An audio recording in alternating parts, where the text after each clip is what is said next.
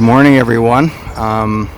We're here in the city of David, the place where it all began, and of course the ideal spot for a visit, or at least a virtual visit, during the 9th of Av, because of course the 9th of Av, while being associated with the story of the spies, is so centered on Jerusalem and the destruction of the temple and all the tragedies that befell the Jewish people on those days.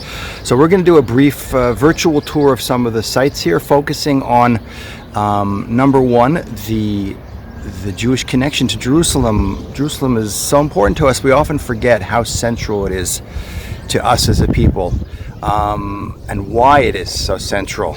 So we're going to talk a little bit about that, and also see some of the archaeology directly related to the destruction of the temple and how it connects to the Bible. So we're going to find this, I think, to be a very interesting and enlightening experience. Well, first, let's take a little bit of a panoramic view of what we're looking at first, and then focus in on the city itself.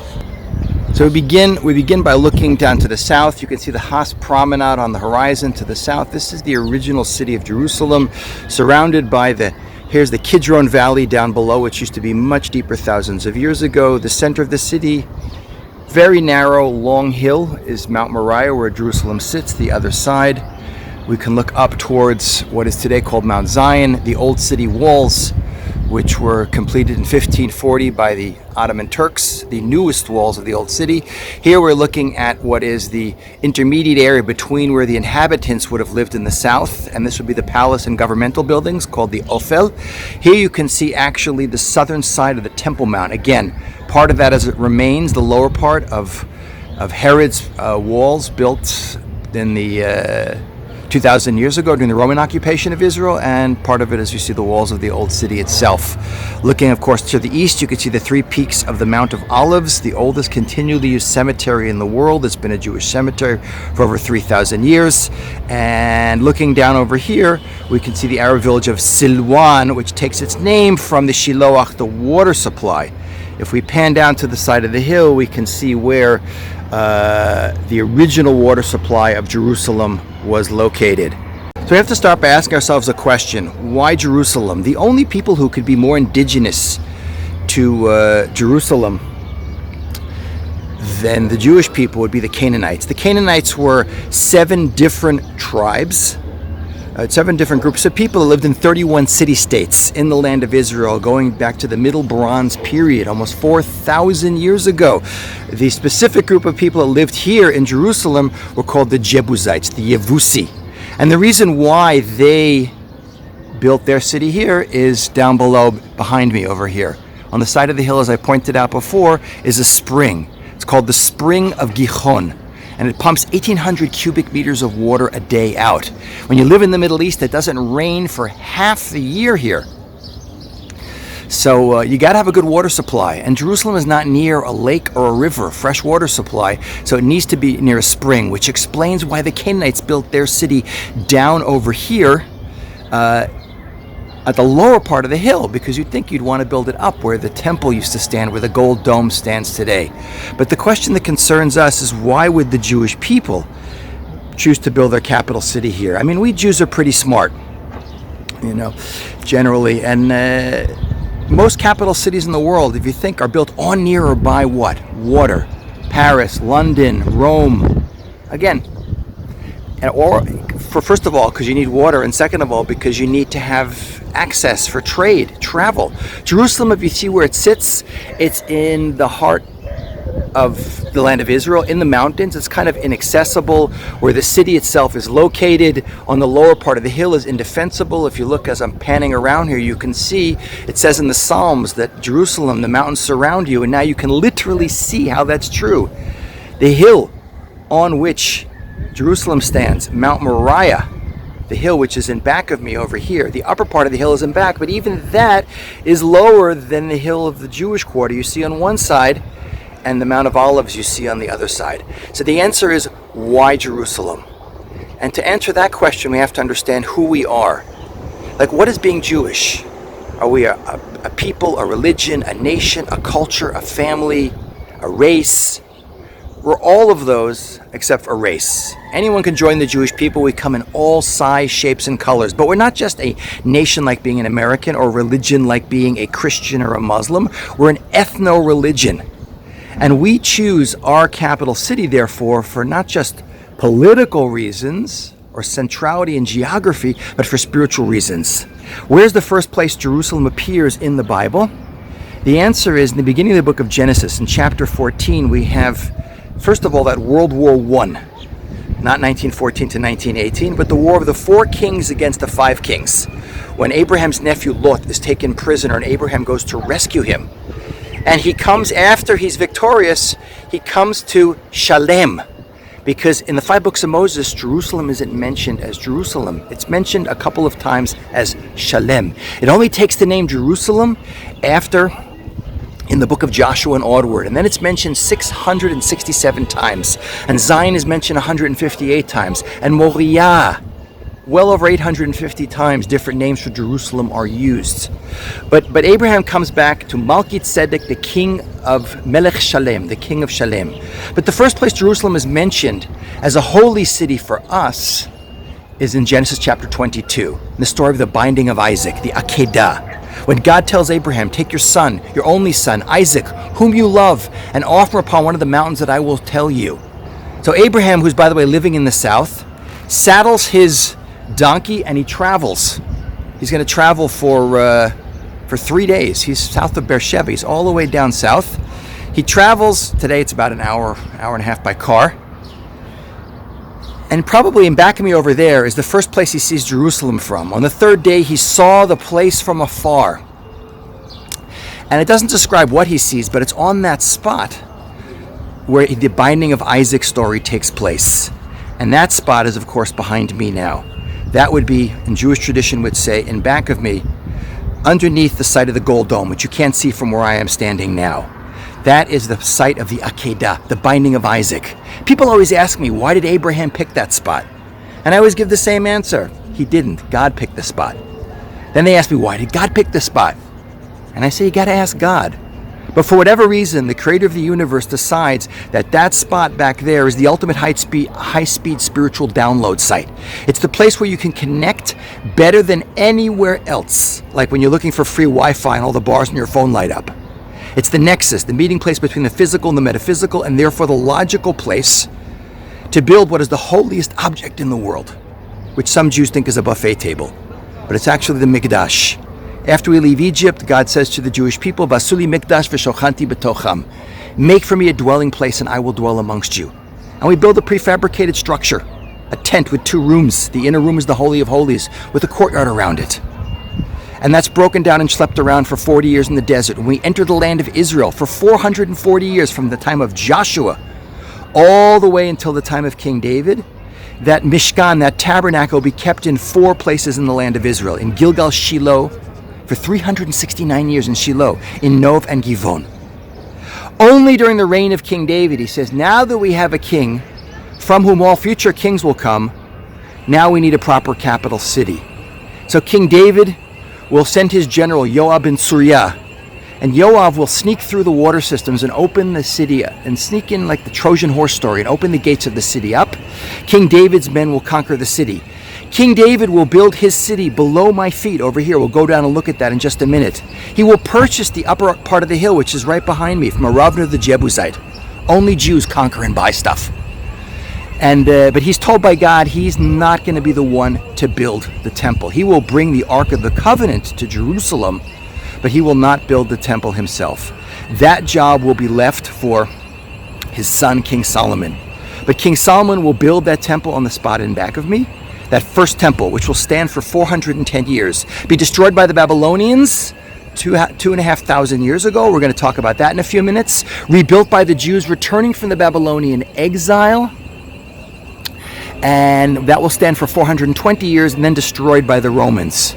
Not to be built again until the 3rd temple in the Messiah. But we have to appreciate is with or without a Jewish state, with or without Jewish sovereignty in Jerusalem, with or without Jewish control of the Temple Mount, with or without a temple, we are Jerusalem obsessed people, and that spot is an intrinsically holy spot. The place where you can connect better than anywhere else. And by the way, without the temple, of the 613 commandments, only 369 are applicable. So the loss of that building is a huge loss for the Jewish people, a huge loss for the world. Our ability to connect individually and as a nation and to elevate the world spiritually is severely hampered by the lack of the temple being on that spot. So now we've journeyed underground. Above our heads is actually the main entrance to the City of David and the Visitors Center and the gift shop. What we're looking at, and you can see we're still working here, we're looking at are the remains of structures. This is the bedrock of Mount Moriah we see below us. You cannot dig down further than this.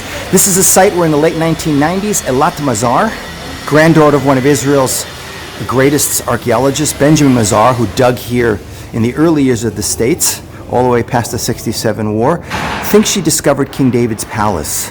One of the sad stories about Jerusalem in modern history is how so much of the world has denied the Jewish connection to the city, and even denied that some of the stories that take place in the Bible are actually true. And it's a huge topic, archaeology in the Bible, which we don't have time to go into in our tour. But one thing is for sure, the more we dig, the more we find archaeology directly related to characters in the Bible and major events in the Bible. Now, Elat Mazar, when she dug this building, you can see the outer wall of the building is 20 feet thick. You don't find a 20-foot thick wall in an insignificant little building. This is clearly a significant structure, possibly, according to Elat, the palace of King David himself. Do all archaeologists agree with that? Absolutely not. But certainly she makes an excellent case based on what was found here, including, by the way, most interestingly enough, these column capitals. These are the tops of columns. You remember Doric, Ionic, and Corinthian columns if you've ever studied the history of Greek architecture. These are actually predate that. Phoenician, they're from the time, these are the pre-Greek civilizations. It says in the Bible that Hiram, king of Tyre, built King David a palace. And you would expect, therefore, Tyre, Sidon, these cities are related to the people who migrated across from Greece and brought their pottery and their architecture with them. So you would expect to find architectural style that was imported from abroad, and that's exactly what we find here. So this is an example of some of the very exciting, more recent discoveries in the City of David. But as you can see, this area here, I see they're cleaning the floor above me, hopefully they're not going to dump water on me. This area here was buried under, there's the ceiling, at least 20 feet of rubble. You know, in the word Jerusalem is the word city of peace. Jerusalem, city of peace. I always say whoever named Jerusalem city of peace has about the worst sense of humor in human history, because the city has been conquered and destroyed about 36 times in 3,000 years. So we're not just talking about the major destructions of Jerusalem in the First and Second Temple period. Jerusalem has been conquered and destroyed many times. And we had to literally dig through layers of destruction, clear evidence of the burning and destruction of the city at multiple periods of time to enable us to get down to this period of time in Jewish history, which is related to the First Temple period, the earliest history of the city itself. Here we're standing above what's called Area G. This is a site that's been excavated for over 100 years off and on by different archaeologists. I don't know why it's called Area G, but they tend to give these sites different names. You can see, by the way, there's a sound and light show here at night, which is all the equipment you're seeing over here. But this is an amazing amalgamation of different periods of time. That stepstone structure you see sloping down, it looks like a stairway. Archaeologists date, and how do they date it? They date it by the organic material found in between the stones and the pottery and things like that. And these techniques are getting more and more sophisticated as technology advances. This is dated to the Middle Bronze period, the time of Abraham, pre-Jewish Canaanite. In back, you can see part of that upper wall, of the outer wall of what would be that palace building that is thought to be King David's palace. Down in the corner here, we have what is believed by archaeologists to be the earliest Second Temple period walls of the city when the Jews returned from the Babylonian exile. Remember, the city, the population was quite small and the city contracted. This would be the wall built by Nehemiah. Remember Ezra and Nehemiah, who reestablished the Jewish presence after the 70 years of exile in Babylon after the destruction of the First Temple. Also, you can see remains of that. The tower on the other side might be part of that. But at the bottom, we have the remains of some nice houses that were Jewish homes that were destroyed when the Babylonians destroyed Jerusalem, going back 2,500 years ago when the first temple was destroyed. And we're going to go visit those sites right now. So we're standing now in Area G, which was excavated most recently by the archaeologist Yigal Shiloah in the 1970s and very early 80s. There's been some restoration work done here, but most of that excavation work was done then and way before that period of time, going back 100 years.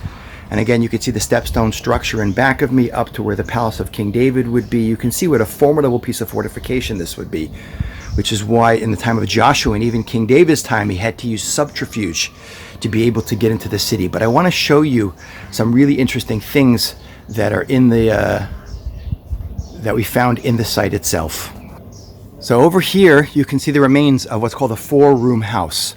A four-room house was the kind of standard architectural design of nice houses, homes in Jerusalem in the time of the First Temple period. On the left side, there was a stairway. This was a courtyard. You can see the columns have been resurrected. The floor has been reconstructed. That was a courtyard. There was an upper floor. In here, you can see, actually, there's now a bush growing in there, but this is, you can even see the kitchen and the oven of the house. And over here, most interestingly of all, this little room attached to the end of the house, and I specifically wanted to focus in on this stone over here. And this is where we get some interesting corroborating evidence between now and between the First Temple period, destruction of the First Temple, and archaeology. What is this stone? The answer is it's the oldest toilet seat you've probably ever seen. And you can see this is a toilet seat where the seat was always down. And the important thing about this toilet was it's not a flush toilet. It would fill up and have to be cleaned out periodically. And this toilet was used by the inhabitants of the city all the way up until the city was destroyed by the Babylonians 2,500 years ago. If you read in the Bible what happens, we know that the last kings of Judah, Jehoiachin, and Zedekiah, are no good guys. They're not listening to the words of Jeremiah the prophet. They're listening to false prophecies of false prophets that Jerusalem be saved, the temple will protect us. And because of that, they will rebel against the Babylonians, who will be the world leaders at the time of this part of the world. This would be part of the Babylonian Empire. And the Babylonian emperor, Nebuchadnezzar, will send his general, Nebuzaradan, to besiege the city of Jerusalem. So Jerusalem will be besieged by the Babylonians for over 2.5 years. And we know what happens in a siege. The most destructive siege in human history, certainly known about in modern times, is the siege of Leningrad, when the Nazis with their allies attacked the Soviet Union and surrounded the city of Leningrad for 900 days. And if you read what happens, we see that first people go and buy all the food they can. All the normal animals that would be eaten are eaten. Then stuff that's not normally eaten, the dogs, the rats, the pigeons, the cats. And then in the end, we know there was even cannibalism. And people are eating their belts, grass. So sure enough, when they dug up that toilet, they lifted up the toilet seat, which hadn't been cleaned, going back 2,500 years ago. Josias, a paleopathologist, did this. He took off the top layer and analyzed it. What did they find in the fecal matter? They found, first of all, a huge amount of grass. When would you eat grass? When you're starving and running out of food. People are literally eating the plants out of the ground. And they found a parasite only found in meat eaten raw. Okay, now why would they eat meat raw? Well, first of all, they ran out of wood. You don't want to think of what kind of meat that was. But again, you see, even in the toilet found in this building that was destroyed, right in back of me over there, going back 2,500 years ago, you find clear parallel evidence to the description, the horrible description written by Jeremiah in the book of Lamentations. In addition to that, they found here in the late 1970s boule. These are clay seals. Here's a a small version of one. You can see this is not a real one. You can see the size of them. This is actually quite large. This is a facsimile of one. But these clay seals would be used to seal documents. Today with an envelope, you see there we got an envelope over there to illustrate. You fold it over, you seal it. But these envelopes didn't exist in the ancient world. They would roll up. Important documents would be written on parchment, rolled up, and then you would stick a piece of clay with a stamp on it to seal it so no one could open it and play around with it and read it if they were not authorized to do so. When Jerusalem goes up in smoke, these seals, the documents are burned, but the seals will survive. And on the seals are names of people. Now, most people, just normal names, but the cool thing to find would be the names of people found actually mentioned in the Bible itself, in these stories. Parallel, direct evidence. And sure enough, that's exactly what we find. Yigal Shiloah, digging in back of me in the late 1970s, found dozens of clay seals. One of the names on the seal was Gemaryahu ben Shaphan. And if you look in Jeremiah chapter 36, he is mentioned in that chapter as the scribe of Jeremiah. Remember, Jeremiah is warning the kings, the last kings of Judah. Listen, listen. He even writes a scroll, prophetic scroll, warning them of the consequences of what will happen if you don't do what you're supposed to do. Stop focusing on the temple. Stop Mikdash Hashem. Focus on the poor and the downtrodden and the weak and the oppressed. And they don't listen. They break their treaty with Babylon and they rebel. But in an attempt to get the Jewish people to wake up and do tshuva, he writes the scroll.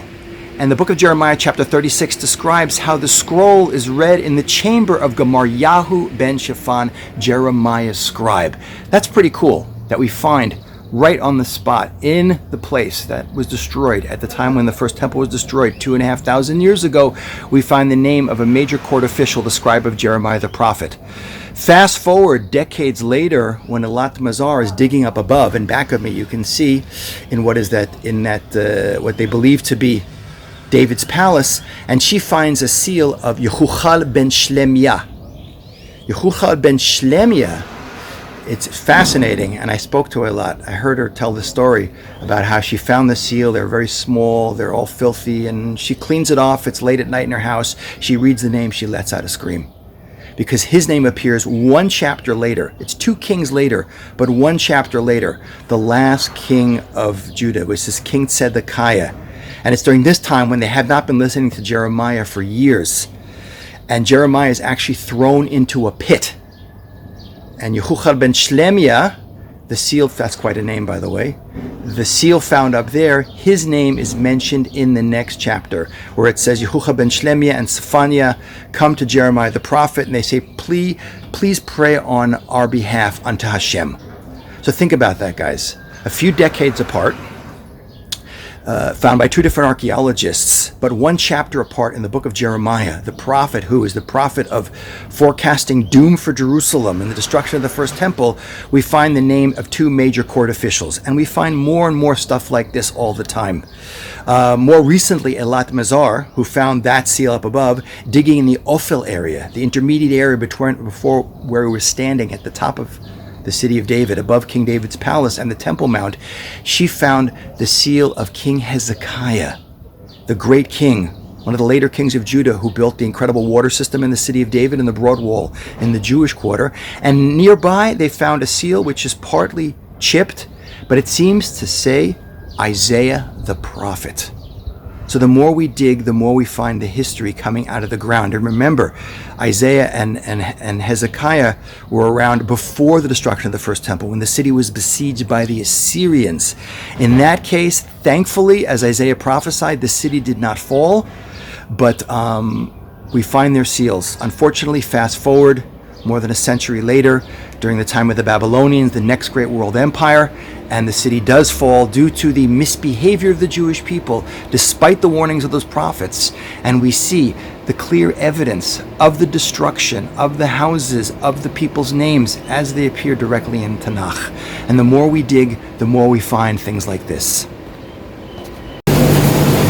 So I'm here with Zev Ornstein, who is, lucky for us, Director of International Affairs for the City of David, and he's going to give us a glimpse into the newest excavations in the site and some of the most exciting excavations in the world, certainly in the Jewish world.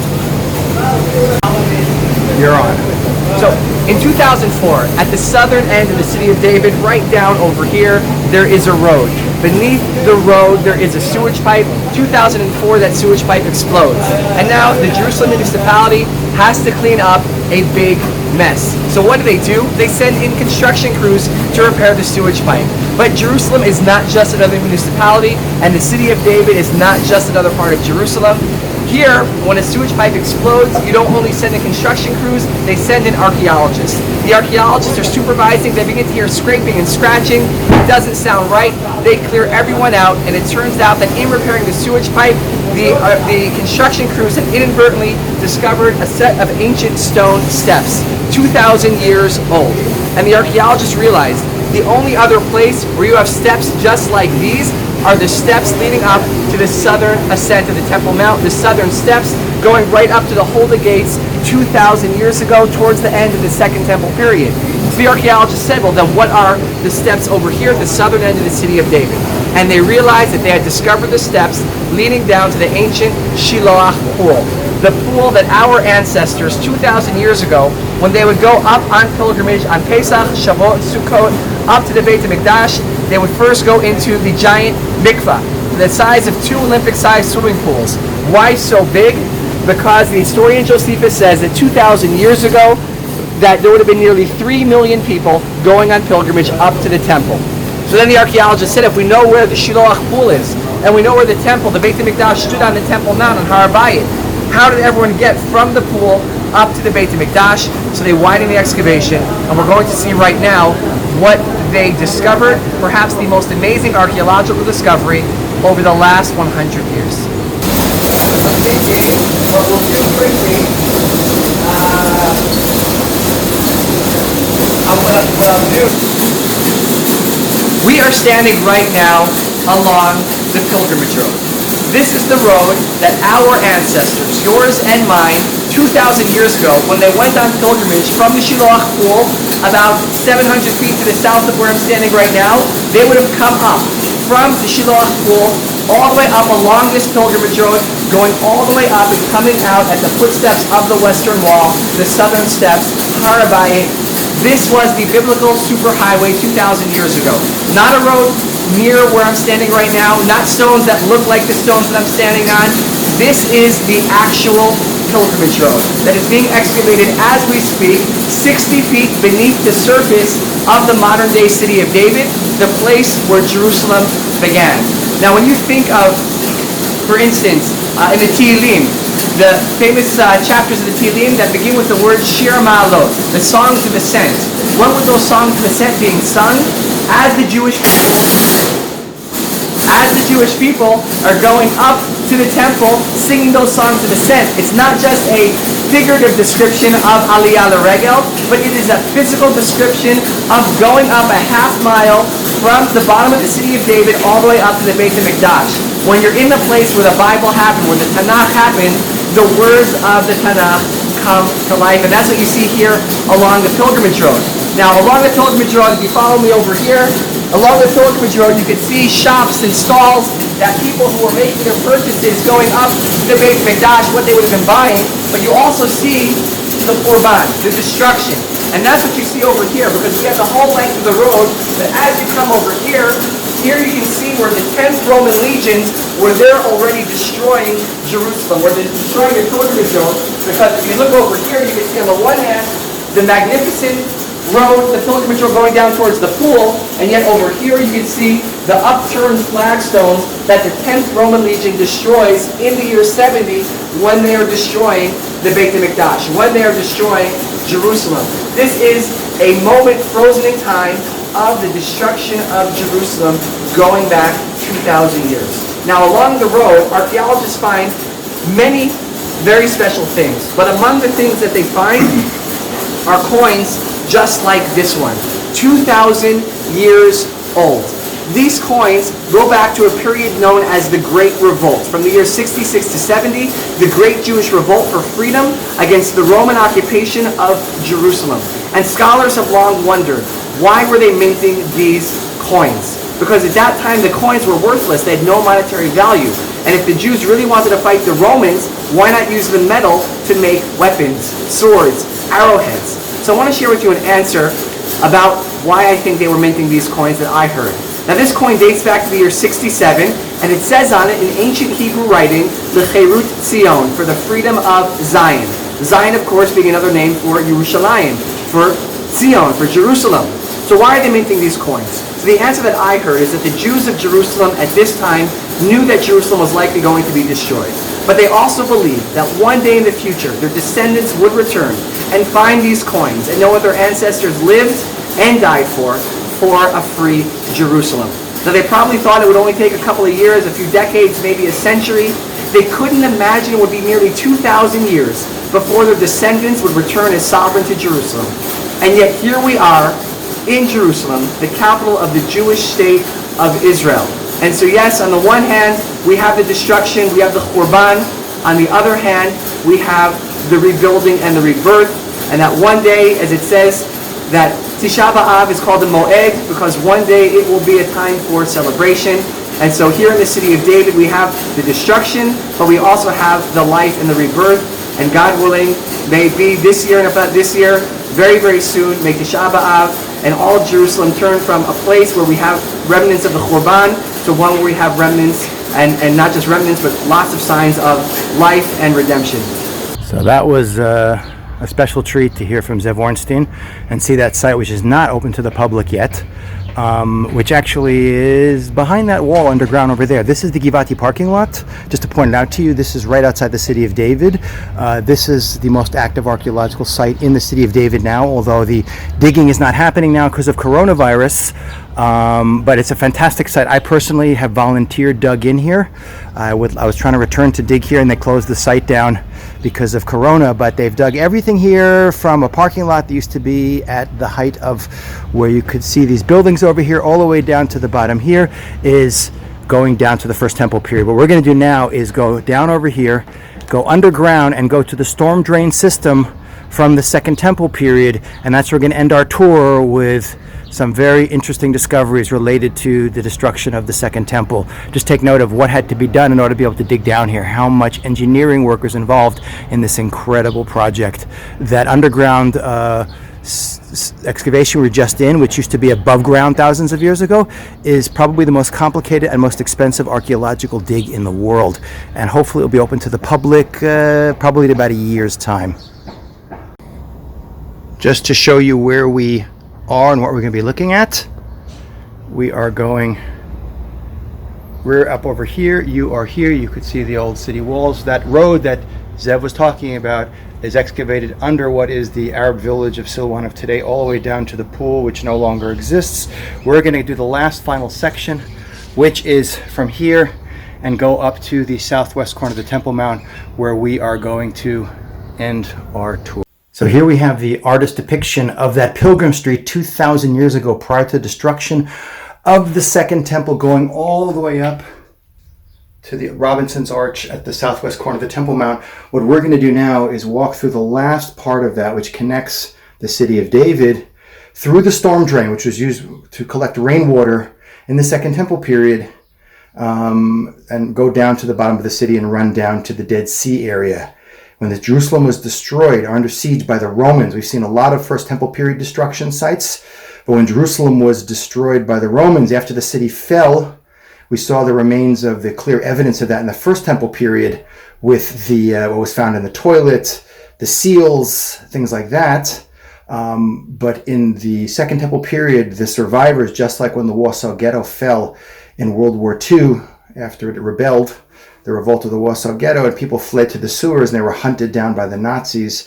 So too, thousands of people, according to Josephus, fled into these storm drains to hide from the Romans, and the Romans hunted them down. We already saw evidence of that from what Zev pointed out, where the Romans had dug up the street, because underneath the street, as you see here, runs the storm drain. We're now going to walk through that drain and show you some interesting stuff along the way. So here we are in the storm drain system, and you can see when Herod's engineers were building this system over 2,000 years ago, they broke through some ancient cisterns, which are underground water storage facilities, like the one you see here, which was no longer used after that. And you can see this passageway continues. But as I said before, when we walked on the street above, and Zev was narrating, below the street, when the city fell, remember, the Romans besieged the city for a much shorter period of time. It's a matter of months. They breached their way through the northern walls, working their way through each set of walls, making their way to the temple, then to the upper city. The Jewish quarter falls at the very end of the summer of the year 70. And the Romans unleash a massive destruction on the city, destroying the temple, destroying the houses, killing tens of thousands of people, and taking thousands and thousands of slaves. So many slaves were dumped on the slave markets of the Mediterranean that Josephus, the great first century historian, describes that Jewish slaves were cheaper than horses. But as I said before, Jews fled into the storm drains to hide from the Romans, and the Romans would break open the street up above every few feet. And if you go to the bottom of the Pilgrim's Road, you can see that every couple of meters, the steps which are in perfect condition, are dug up in places for the Romans to look in to see if were there any Jews down there. Josephus describes how in places like this, narrow little areas like this, over 2,000 Jews died, either of starving to death while hiding or from being killed by the Romans. And in this site, they found lots of stuff when they excavated out. You can see here, not the actual finds, but below is the remains of a gladius, a Roman short sword. Up above is a very small gold ball, which they realize is a bell, which may well be, all these things are on display in the Israel Museum, may well be from the hem of the skirt of the high priest, who had a skirt with 72 bells on it. They think maybe one of them could have broken off and rolled down in here. And many, many coins, like the one that Zev mentioned before. So again, in this site we see, which is such an amazing site to visit, clear evidence of the destruction. So we're at the end of our short tour. There's so much more to see here. But I think it's fantastic that during Tisha B'Av itself, we're able to visit, at least virtually, Jerusalem and experience some of the physical remains of and evidence of the actual destruction of both the first and second temple period. Behind me, by the way, I am below Robinson's Arch, the southwest corner of the Temple Mount.